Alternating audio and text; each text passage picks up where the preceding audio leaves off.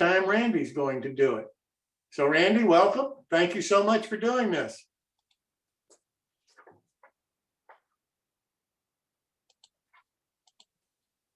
You're muted, Randy. You're muted. I think we must have both clicked mute at the same time, or unmute. Okay, anyway, yeah, thanks. Welcome back to Fun with the One Kit. We hope you're enjoying this process, or at least learning some stuff. The next slide, wait a minute, do we have the slides up yet? There we go.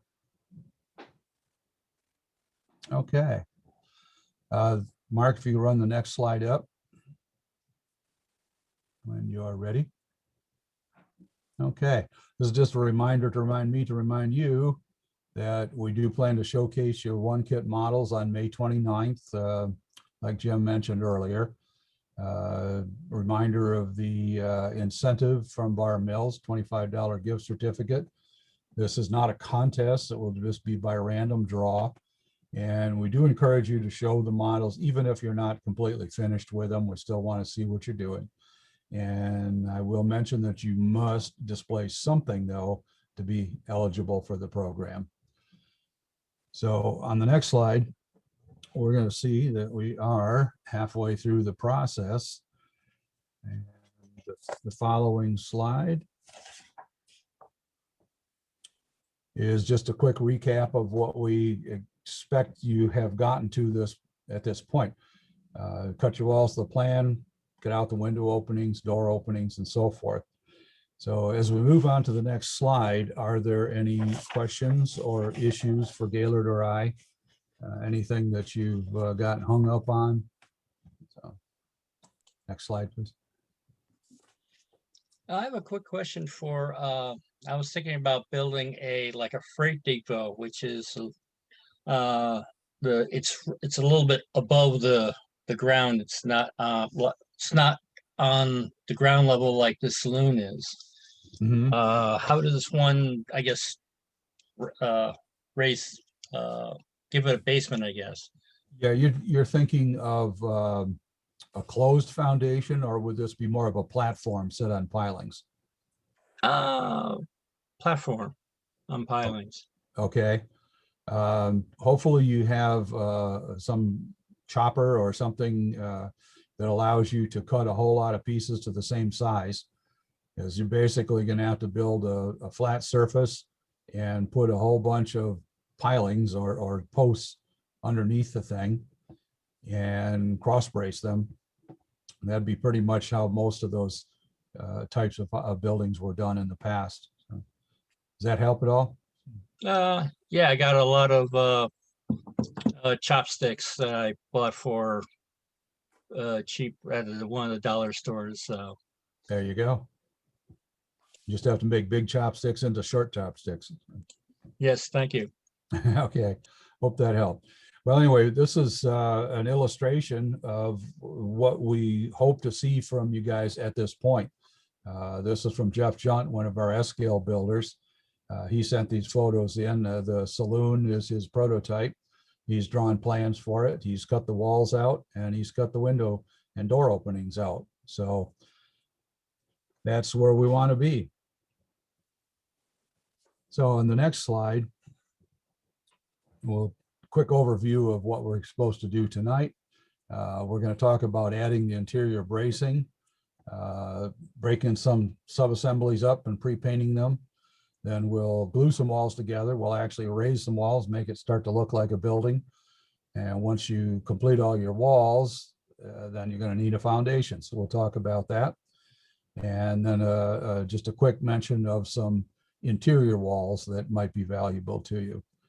Of course, you can alter the order of these steps to suit yourself. But let's move on to actually placing some bracing. Rough rule of thumb with basswood sheet, brace it about every 3 inches or so to keep it from warping when you do your finishing work. You can see from the pictures there, particularly the one on the right and the left, that you want to brace it both vertically and horizontally.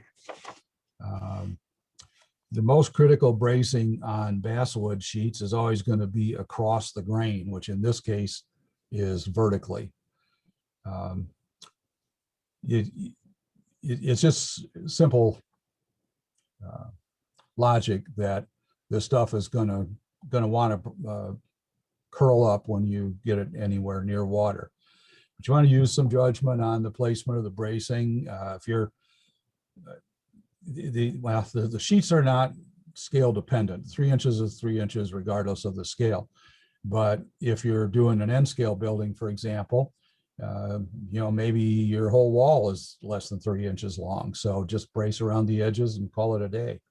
So, but I will say that I don't think you can add too much bracing. Nobody's ever come to me and said, gee, I wish I hadn't put so much bracing on that building. So let's slide on to the next picture. This is the bracing that I've chosen to do on the example building that I'm doing. On the upper right, you'll see one piece just laying there that has some red stripes on it. That's because after this photo was done, I added some additional bracing that's related to the method of corner attachment that we came up with.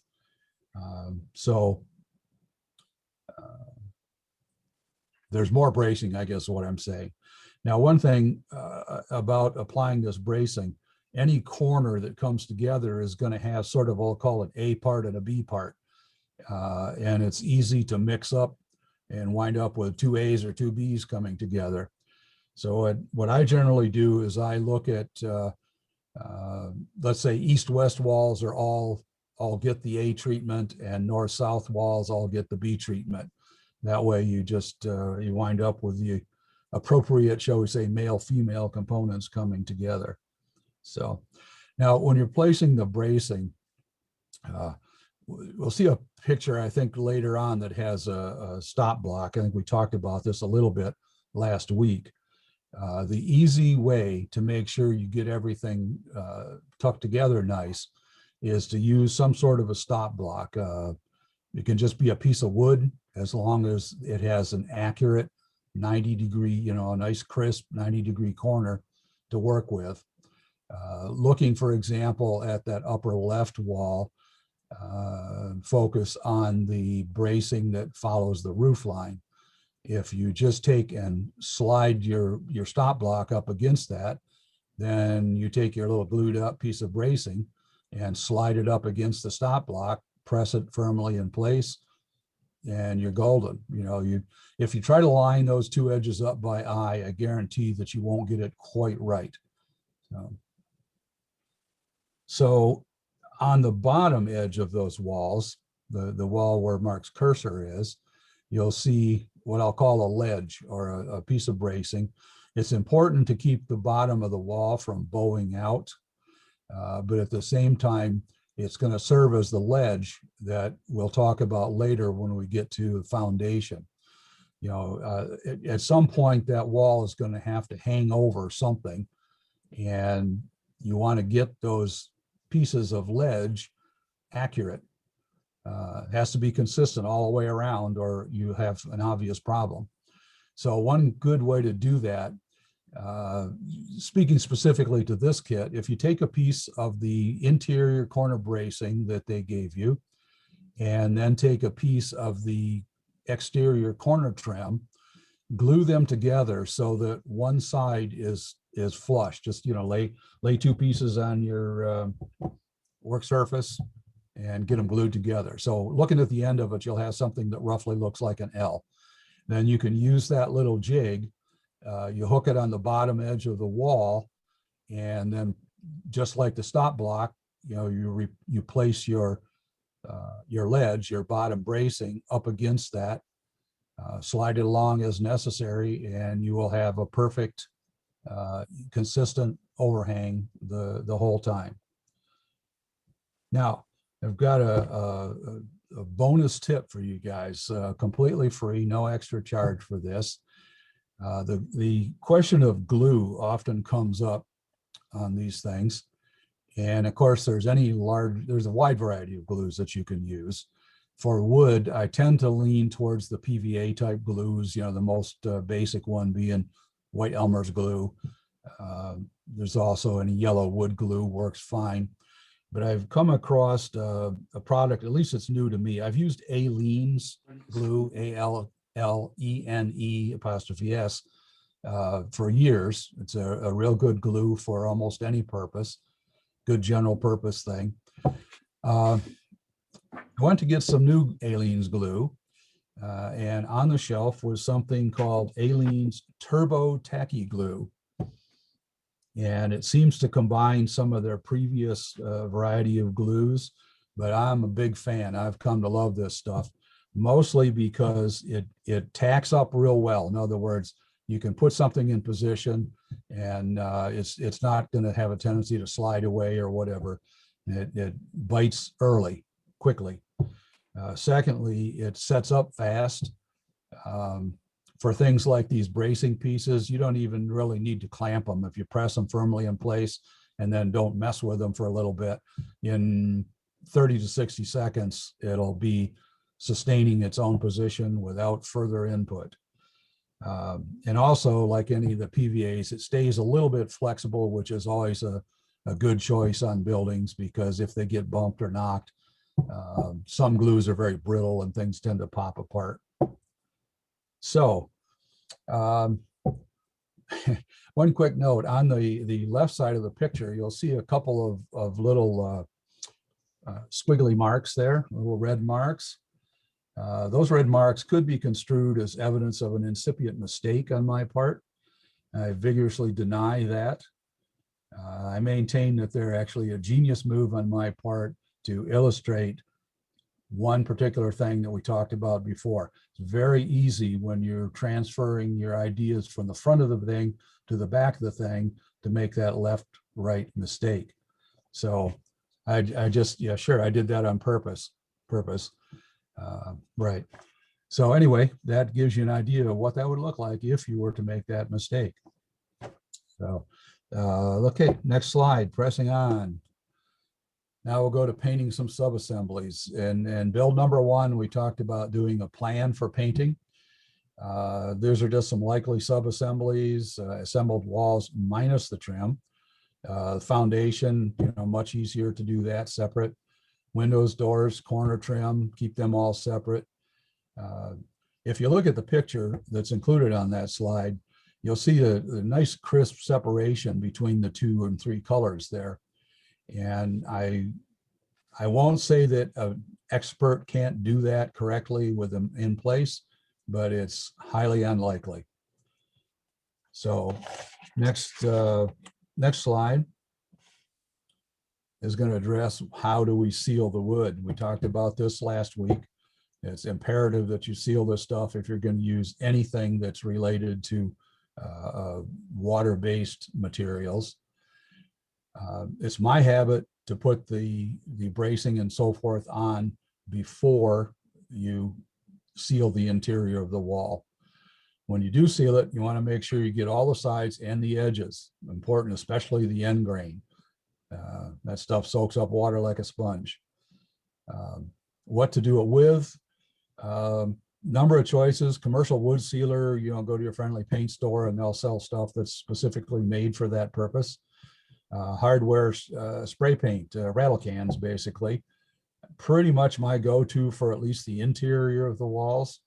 I normally just use some kind of a gray primer, spritz it on there. Solvent-based stain doesn't necessarily completely seal it, but it may be what you need to use for certain finishing procedures. Shellac works really well. You might want to thin it a little extra so you don't get too much thickness, don't get too much buildup on it. So in the next slide, we're going to look at how do we get that paint on the walls. Brush it or spray it, yeah, personal choice. Solvent-based choices, the hobby spray cans, I tend not to use them. They tend to be pricey, not very much for too much money. And most of them tend to be something other than a flat sheen, they're satin or shiny. Hardware spray cans, yep, rattle cans, no problem. The pigment is not typically ground as fine as you might like it. So I would say with that, make sure you keep it light. Do 2 or 3 light spray paint, passes. Keep the can 8 or 9 inches away from the thing. Just avoid building up a thick layer that fills in the grain. We're talking about the exterior here, not the interior. Water-based choices, mostly brush on stuff here. Hobby acrylics, kind of the same problem with the hobby spray cans. It just costs too much. The bottle stuff to brush, I would only use that if it's like the perfect color that you just can't find anywhere else. So the last one, the craft store acrylics, is probably the best option. It's just about all I use unless there's some other reason to do something different. The advantages are, of course, that it's cheap. You know, $1.99 is pretty much top of the line, the best, most expensive stuff you can find. And they have a huge color choice. And by the way, I have never had any problems mixing colors, you know, to match something across brands. You know, there's a bunch of those things. You know, you go to your Friendly Michael store and they're all over the place there. All the brands seem to be compatible, and all the brands can be thinned a little with water, or quite a lot if you want to do a wash with them. They work just great for wash. They can be airbrushed for time limits. I'm not going to go into that. I've done it. It's possible to do with a flow modifier. They spray just fine. If you want to know that, just, you know, Google spraying craft paints and you'll find some stuff on it. So looking at the picture on the right, kind of circling back to why you keep the trim separate. If you look at that, you can see it would be pretty darn hard to paint all that green stuff if it was already in place. A secondary reason is this particular board-on-board building was all dry brushed on the field. The whitish gray color is all dry brushed, and you would never get a consistent dry brush up against the installed trim. So definitely do the dry brushing or any of that type of stuff before you do any of the trim. Okay, so let's glue some walls. Next slide. We've got an example here that's the interior of Gaylord's Bar and Grill. What we're going to show here, and this is the first step in putting up the walls. Here we've made a pair or an L-shaped wall out of 2 adjoining walls. And the overall approach is then you will be making a second pair, you know, the opposite side and the rear of the building. And then we'll join the 2 pairs together. This is a lot easier to stay accurate than doing them one at a time. So the next slide is kind of an overview. About that last slide. Say again? I had a question about that last slide. Oh, okay, sure, no problem. The flooring in there, is that basswood and it's unpainted? Was that just for dry fitting or something? Yeah, It's actually mat board. This is Gaylord speaking. It's mat board. It's a 4-ply, I think, mat board. It's a pretty good quality stuff. And so do you paint that as well or not? Yes, because that also could absorb moisture if you don't. It's just been hardware spray paint. It's 4-ply mat board. Correct. heavy cardboard, basically. The ones you're going to get at Michael's might not be quite that substantial. I think they sell a 3-ply and it's a little more flimsy, but this I got from I think Dick Blick Art Supply. Yeah, so you could use that for an interior wall as well that wasn't, you know, visible to the outside or just, you know, whatever. Yep, Sure. correct. Okay. Sure. Great. Yeah, I mean, you can really use those, you know, call it poster board, mat board, Strathmore, presentation board. It's all pretty much the same thing. I use it all the time. In fact, you're looking at a couple pieces of it in this picture. Those 2 little triangular corner braces are just basically some mat board, you know, some poster board that I cut up. Stuff works great.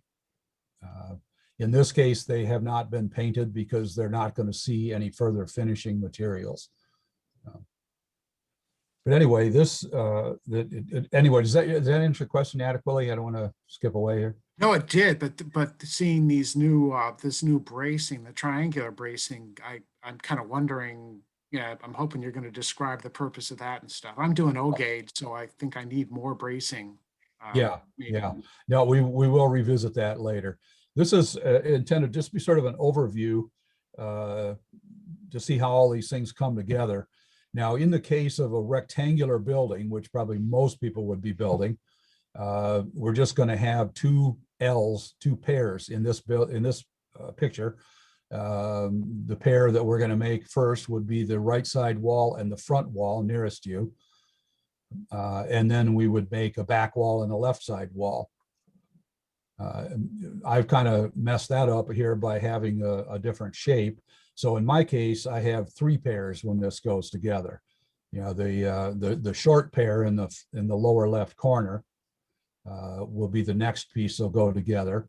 And then the left wall where the cursor is and the back wall will be the third pair that'll close the perimeter of the building. Quick question about the ceiling. What do you seal first, the front or the back? Generally, I do the back first. The front, I guess I kind of shorted us on that a little bit. This building, as an example, the very first thing that went on the exterior of the wall was a solution to oxidize the wood, you know, to turn it gray, just like the sun and the rain do. Okay. So that has to go on first because it has to directly affect the cells in the wood. So obviously I can't seal it before that. However, the next step was to seal the outside, but I can't use the gray spray paint for obvious reasons. So I use just a clear, flat finish in a rattle can. Same difference of spraying the inside, but just using a clear one because the layering of finishing methods that I'm going to use requires that stuff to be visible, that first weathering layer. So. All right, thank you. So the order of it, I guess it's just habit. I tend to spray the inside first and then do the outside, just because the outside is usually more involved in my case. Randy, let me ask you a question about your bracing. Sure. I noticed you brace the top of the wall. You've got the vertical bracing, and you brace the bottom of the wall. Particularly for an O-scale modeler, is there a necessity for in the middle of a wall to have bracing there horizontally too? Not necessarily. In this building, I made some choices about the arrangement of the bracing that are related to the fact that it's going to get an interior at a later date. So I wanted those vertical braces to sort of masquerade in plain sight as as columns rather. So I brought them all the way to the lower point. If that were not a factor, I would make that ledge, that lower horizontal bracing, all in one piece, because it will be stiffer that way, especially in the larger scales like S or O. So I've sacrificed a little bit here, but I also have my bracing closer together than I might otherwise do. There is that danger. You're wise in noting that there is a danger, mostly that it would bow out. Bowing in isn't going to be a problem because you're going to fit a foundation that's going to keep it from bowing in. But I have occasionally had something bow out slightly where I need to take remedial action, shall we say. Now the beams on the top do serve two purposes. Again, in a larger scale like this, it is wise to make some provision to keep that top bracing, horizontal bracing, from bowing. So that's partly what those beams are doing, but they're also there because that's what's going to hold my lighting fixtures. I tend to light things in reflected lighting mode. So you have surface mount LEDs mounted on top of those beams facing up towards the ceiling, or up towards actually the inside of the roof. So Randy, if you were not going to detail the interior at a later date, Mhm. would you do the bracing differently? Only in the sense that I might use, like you're looking at that back wall that you see there where there's two on either side of the peak of the roof. I would probably just use one there Gotcha. because that's a little bit overdone at this stage. Those are, in real life, those are only about 1.5 inches apart. So Right. the other thing I would do different is just what I was talking about before, that lower horizontal brace at the bottom of the wall, I would hold the vertical shorter and run that horizontal piece all as one piece. Because it will be stiffer that way. So, Right. okay, Thank you. Question, sure. if someone could go back a slide that, okay. Would the bracing be adequate if you were to actually put all the studs and everything, build an interior wall, Yes, open studs, etc.? yes, like for a fully detailed interior with studs showing. Yeah, Yes, absolutely. That'd be, if anything, it'd probably be overkill. You would be using smaller pieces, but a lot more of them. So same in the right. end. So you wouldn't need all that then if you were gonna put, say, another false wall in there with pasted on pictures or whatever, just as long as the thickness is right. You mean like a double sheathing effect where you have an outer surface and an inner surface on the wall? Yeah, the inner surface would be your photographic or printed interior. Okay. Yeah, no, that's great. I mean, that's the way a hollow core door is built. That would be a very stiff wall if you did that. So as long as you have some pieces in between, like you said, like imitation studs. So Okay, thank you. that'd be good. Oh, Mark, stay on this one just for a second. Something that I can use this picture for. We've talked before about stop blocks, and we'll talk again about stop blocks. That steel block in the background is something that has many uses, but it'll work just fine as a stop block because it's absolutely square on its edges. If you don't happen to have one of those, I'll talk about those later, but the piece of wood standing up there, just a offcut from a piece of Baltic birch plywood that I know has an accurate 90-degree corner. Works fine. That literally was a piece of scrap out of the scrap bin that I needed something. I grabbed that, and it's sort of stayed on the bench ever since. So okay, next slide, Mark. Thank you. Randy, I've got one more question for you. Okay. The photo that you showed a little earlier, I think it was of Gaylord's building that had the upper floor, the second Yes. story floor. Mhm. Did you brace that underneath? Gaylord could address that, but I don't think so. I think it's just attached around the edges when all the walls are in place. Okay. You're Thank talking about the mat board piece, is that what you're referring to? Yeah. Yeah, that did have, I think, a ledger underneath it. Randy, Okay. Randy, another good thing for squaring things up are kids' Lego sets. I build them up, and I build in paper and card, Mhm. and I use a lot of the same bracing techniques that you're using. And I've found that building my corners up with Legos as a stiffener Mhm. where I glue it works absolutely as good as the stop blocks. Sure. Okay. I'm glad you mentioned that because in last week's we talked about having proper squares and so forth. I've not used it because I have like half a dozen machinist squares laying around, but I've seen people put together a square out of Legos. And I don't know how accurate it is, but it's pretty darn close, I would say. Just stacking a bunch of Legos in an L shape, that makes a pretty serviceable square if you don't have something else handy. Okay, I'm sorry, any more questions on that? I was just gonna say, in my tool clinic, That's Okay. exactly what I show is some Lego and for making molds. So when we get to that, we'll be able to do that. But Oh, sure. Yeah, like a frame for a mold. I get that.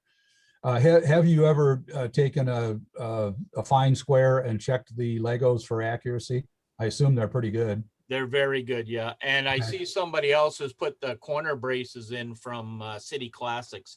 If you've not seen them, I've showed them before in one of my clinics. They are absolutely fantastic for doing this. Okay, I'll check them out. I tend to use all kinds of scraps of stuff, offcuts and so on because I'm cheap. And if it can't be seen, I don't try to worry or try not to worry about it too much. These are fairly cheap. I mean, they're cents really per piece, so they're not expensive. Well, that's good. Of course, keeping in mind my cardboard is absolutely free, so I got you beat on the price there. So you've seen this picture before last week. Just a quick overview of how the walls come together. I think one thing that's probably important to note here is how critical the alignment of these corners is. If you look at that beautiful chartreuse corner trim down there, you'll see that it has a very small reveal where it stands proud of the wall. It's a very narrow strip, and the human eye is very, very good at finding inaccuracies where two lines are not parallel to each other. So it's going to make a big difference in the appearance of your building if you can keep that straight. Now, the good news is that we worked up a method to make that pretty much a surefire deal. So we'll get to that shortly. Okay. All right. When you're putting the corner bracing on the walls that get it, or for that matter, intermediate bracing, just keep in mind that those may have to stop short of the horizontal bracing down below, and you have to allow for the fact that there's going to be some kind of an overlap related to the foundation connection. We'll touch back on that a little bit later.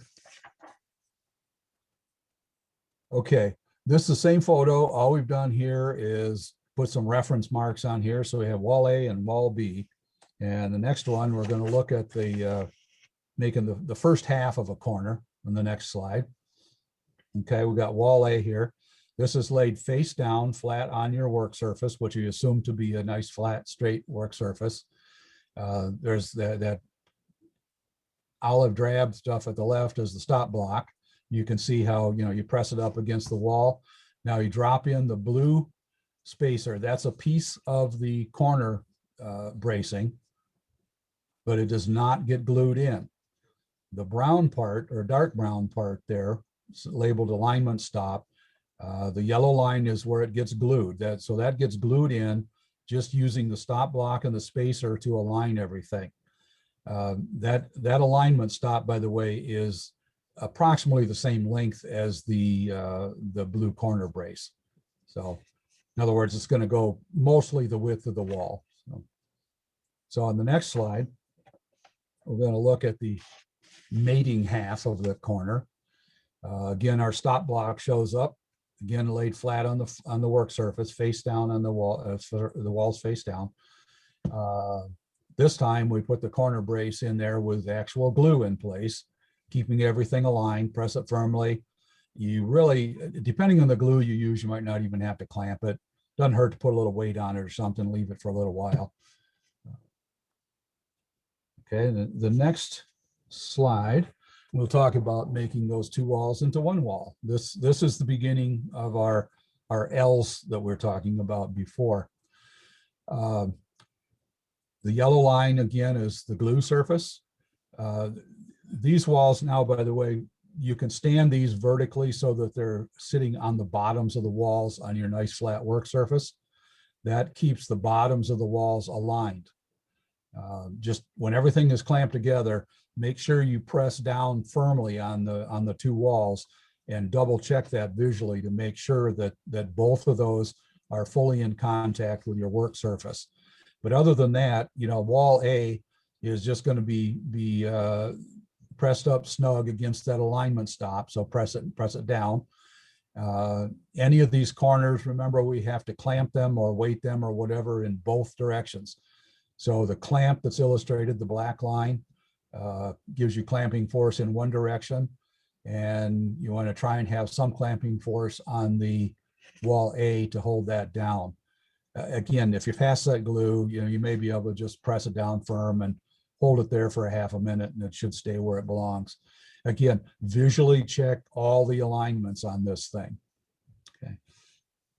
So on the next slide, I'm going to talk about how do we make sure these things are square. Upper left corner is a commercial gluing jig. Looks like a neat idea. I've never used one. Again, I'm relatively cheap, and the jig does have some limitations in the ways that you can glue things together. Also, for those of us in larger scales, the jig isn't always big enough. Moving over to the right is an illustration similar to the earlier one of Gaylord's Bar and Grill, but it's just demonstrating that if you cut that upper floor accurately, then that is going to lock in that 90-degree corner. Here, I think it's apparent, but in case it's not, that is glued under those horizontal bracing materials.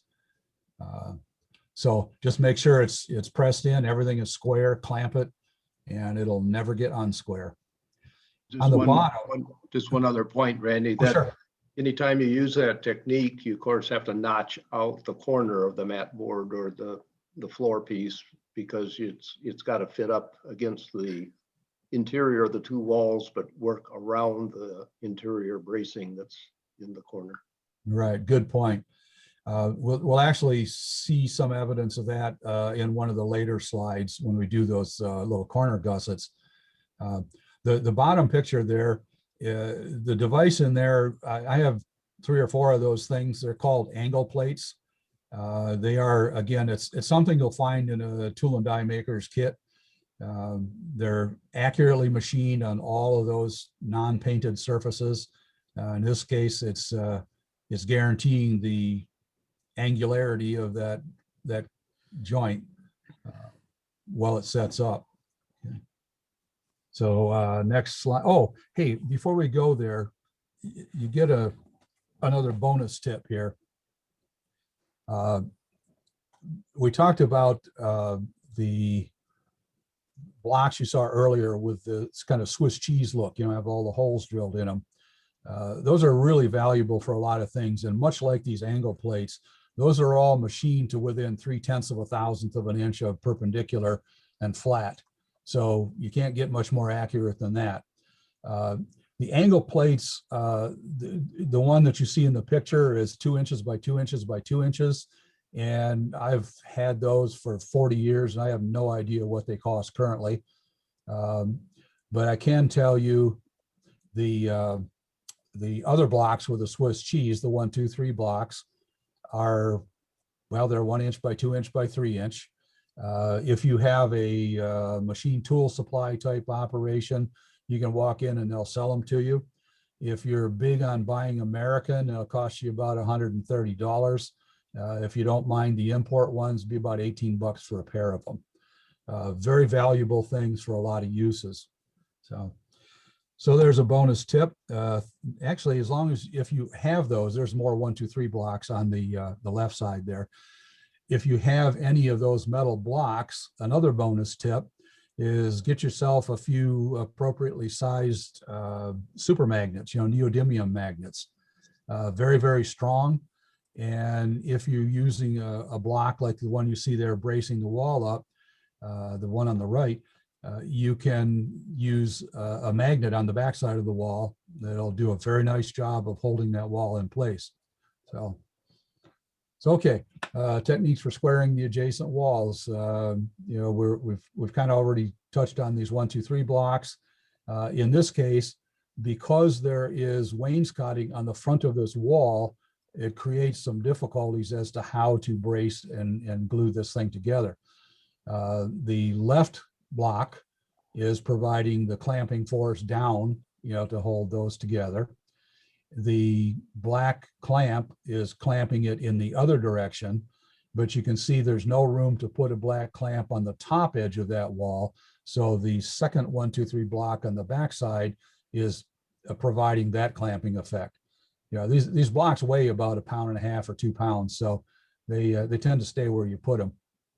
They also really hurt if you drop them on your foot, so don't do that. And the upper right,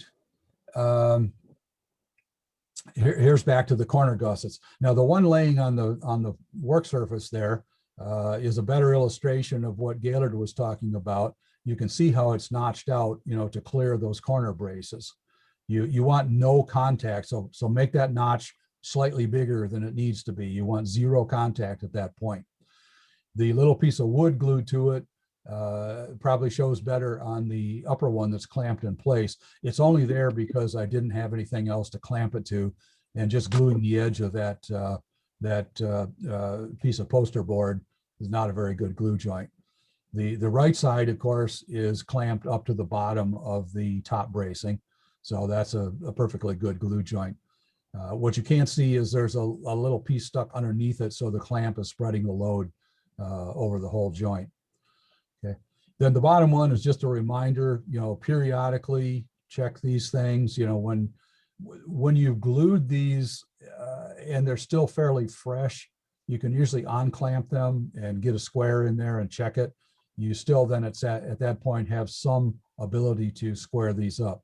But those little corner gussets, they may be small, but they work great, because remember, their effect is being extended by the bracing that they're attached to.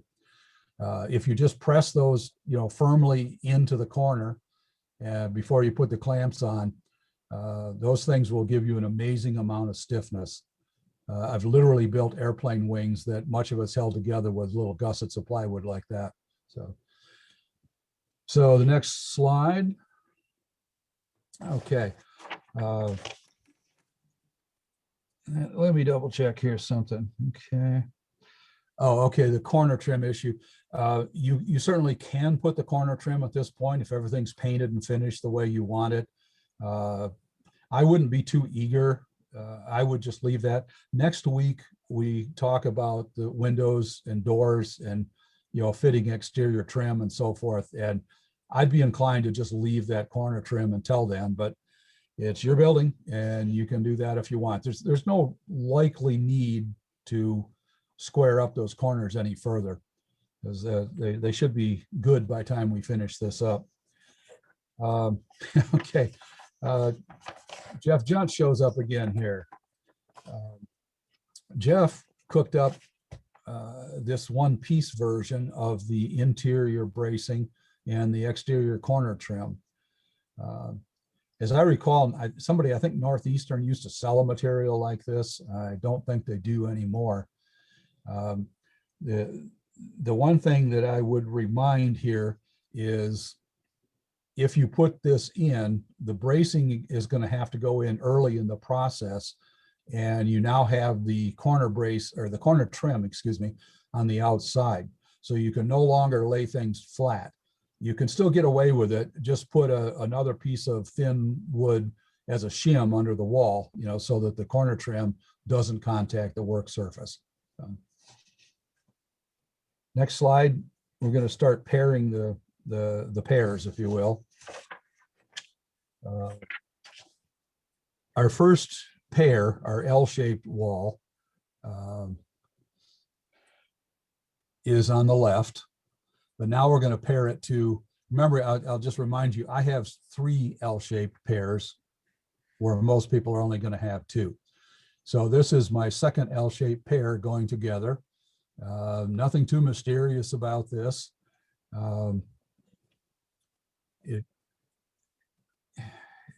If you clamp this and let it set up to the point where it's reasonably handleable, then you can take all the clamps off and go back like to the other picture we did and put in those corner gussets. That way it'll force any air that you might already have out by putting that corner gusset in.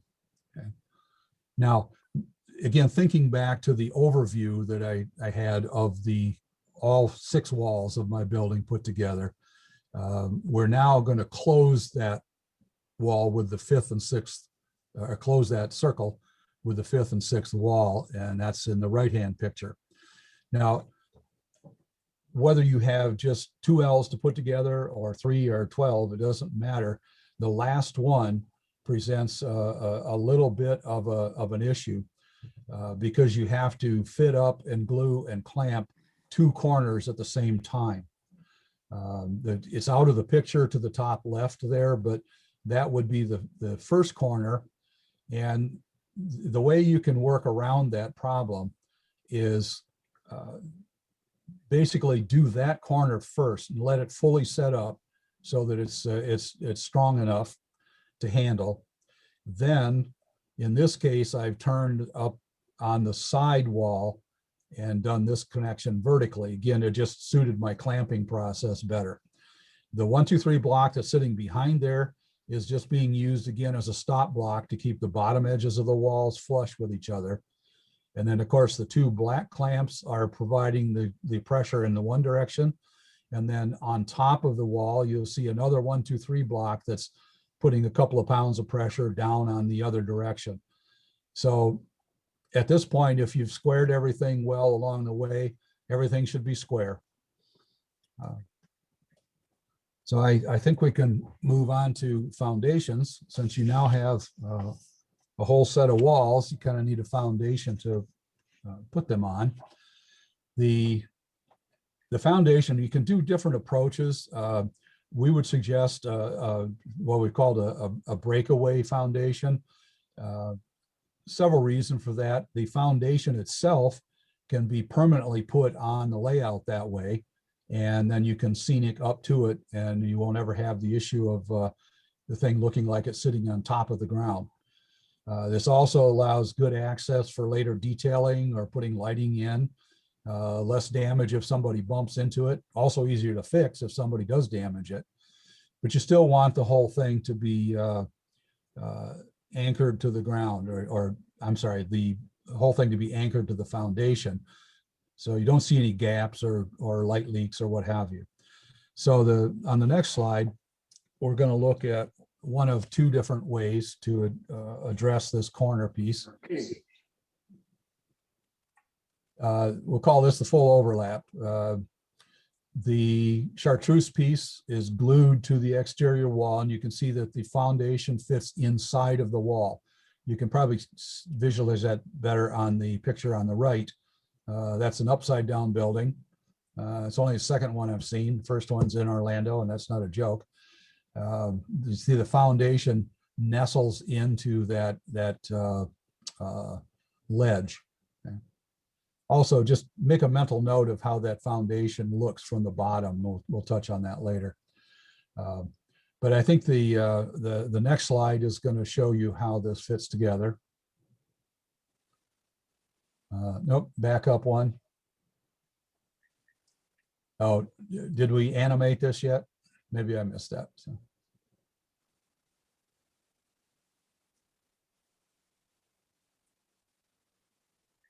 Okay, well, Mark, you're toggling the wrong.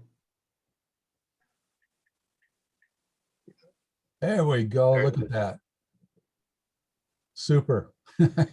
Okay, so bring a little joy into my life. There's pros and cons to this method. Probably the biggest con is that the thickness of the wall extends out over the foundation.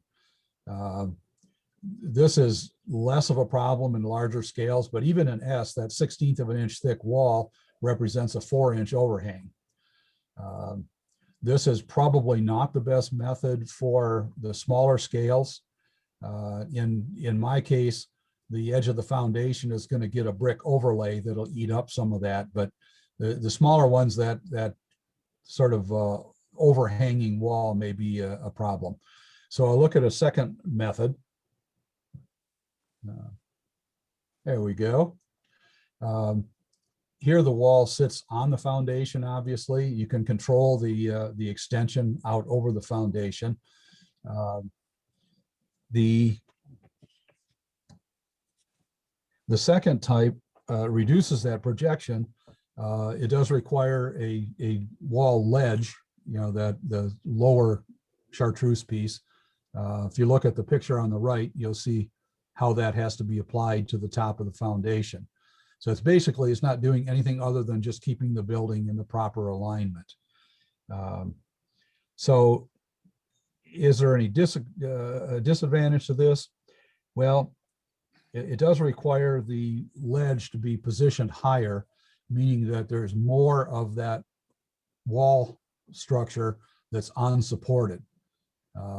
So you'll want to be careful about your ceiling, because that's going to want to tend to curl probably out in the case of the siding we're doing now. Okay. So other how than that, does, so go ahead. how is that foundation piece in the picture on the right? Is that attached to the layout, or is that movable too?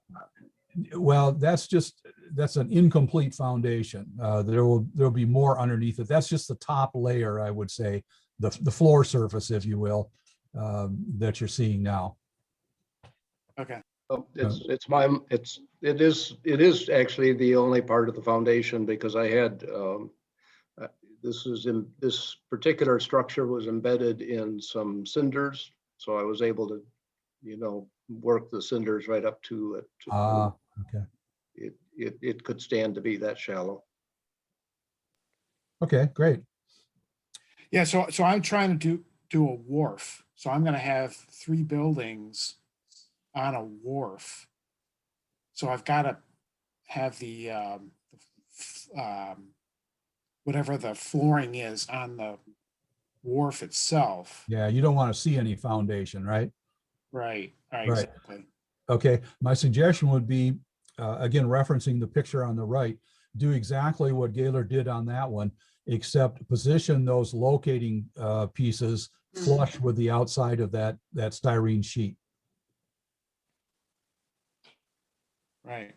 Okay, and obviously you have to size it, you know, to fit your building, but that way the inside of the building wall surfaces can fit right over the styrene sheet, as well as the locating pieces.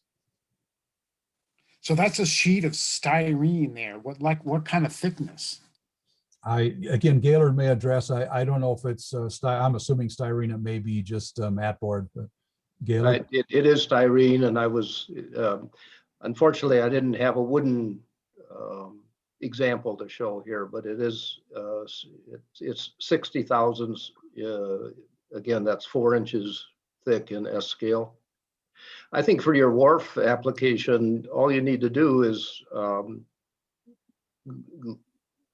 glue in the alignment guides such that they go right on top of your wharf decking, and they'll just hold the structure where you've put them. Yeah. Good point. That would work great. You might even just put corner blocks or something if you aren't going to illuminate the inside.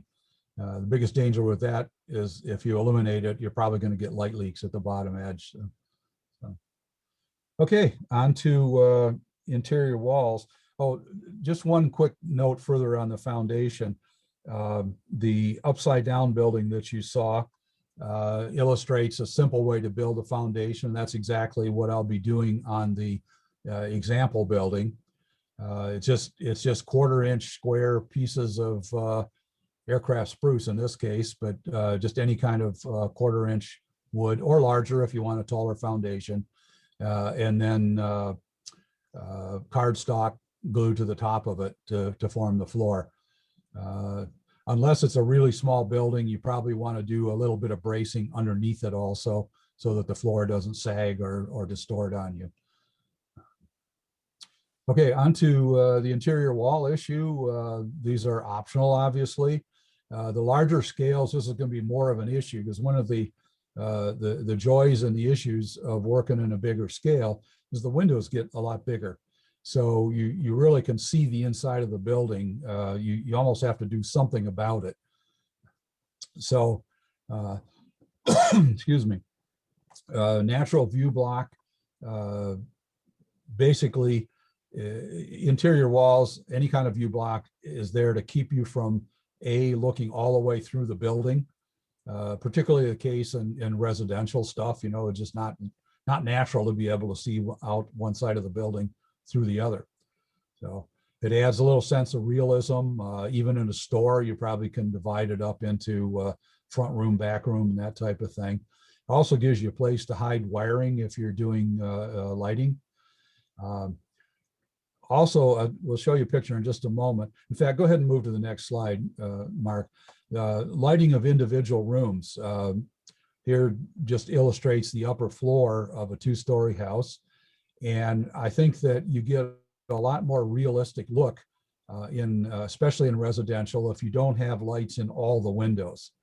So an interior arrangement like this allows you obviously to light one room, leave another one dark, and so forth. So next slide. This is basically where we hope you will be after this session. You know, by the time we show up next weekend, you should have something that vaguely looks like this. Probably minus the windows and the corner trim. I'm a little ahead of that, but I have to stay ahead of you guys too. So that's the way the photo is. But probably exterior finished walls if you can. Everything upright, square, looking good. So your assignment for next time is to paint those sub-assemblies, erect some walls, and create a foundation. Also, we'd like to encourage you to send us some in-progress photos, and we'll make space for them so that we can show some stuff. You know, send us a pic or two or three. You can send them to, in fact, let's go to the next slide. You can send them to these email boxes that S-Scale Resources generously provided, and we'll figure out a way to fit them into the presentation. So, thus endeth the second build session. Any further questions? Well, this for me, this was really helpful because I'm doing O-scale, and I'm doing a fairly large. I'm doing 3 adjacent buildings, and one of them is going to be 3 stories high, so it'll be like 1 1/3 of the sheets that you get from Sure. Mills. So I've got to attach them. It's clapboard. So I'm hoping that I can make the clapboard look consistent going from across the 2 sheets. I'm not sure how well that'll work. But what you highlighted today was great, because I got to do a lot more bracing than I was thinking of. Yeah, like I don't know if I mentioned it, but I think I said that I've never had anybody come to me and say, I wish I hadn't put so much bracing in. So one thing that I don't really want to do the interiors, and I'm not even sure what the interiors looked like. So I'm going to try to hold off on that, but I'm thinking about putting floors in, but I want to be able to potentially go back. It's probably going to be a flat roof, so I'm probably going to have to try to make it so I can remove the roof and the 2 floors for further detail sometime. Right, that's a good point. Being able to lift my building off of the foundation allows me to work on the interior, but a second story, that's kind of a problem. Yeah. If you paint everything black inside, I'll mention another thing about the interior walls. If you just take at minimum a piece of black pasteboard, pressboard, whatever, cardboard, paint it black and fit it in from corner to corner, you know, like diagonally across the interior of the building. You can even, if you have side windows, you can even put a second piece in, but that will effectively keep you, it allows you to see through the window in the sense that you're aware there's space there, but you won't see anything inside. You know, it's a better way to do it than just say putting black paper over the back of a window or something like that. The other choice is if you're doing like a warehouse type of thing, something that's grimy and gritty. A lot of people will take a real fine sandpaper and scuff the glazing on the back, or you can lightly spritz it with some dull coat or whatever. So it just looks like a dirty window that way. and you can't see in. But I prefer to paint everything black and make a black hole in there. Well, Randy, thank you so very much for tonight. Really enjoyed it. I think you covered some great material. Looking forward to your next one. That's a lot of stuff to cover, that's for sure, Jim. Thank you so much. Okay.